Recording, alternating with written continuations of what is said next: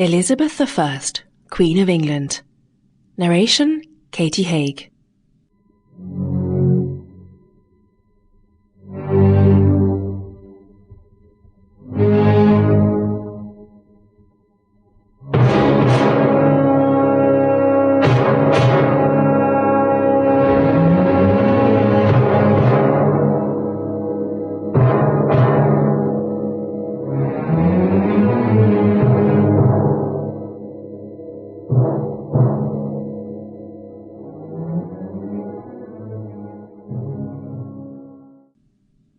Elizabeth, 1533 to 1603, Queen of England and Ireland, born on Sunday the 7th of September 1533, and, like all the Tudors except Henry VII, at Greenwich Palace, was the only surviving child of Henry VIII, by his second queen, Anne Boleyn.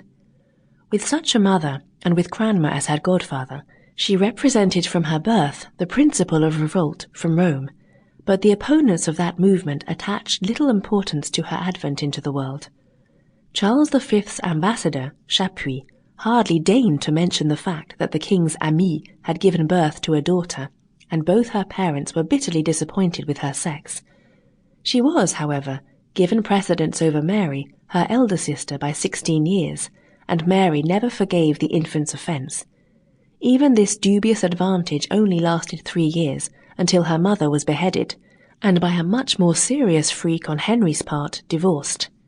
Elizabeth has been censured for having made no effort in later years to clear her mother's memory, but no vindication of Anne's character could have rehabilitated Elizabeth's legitimacy.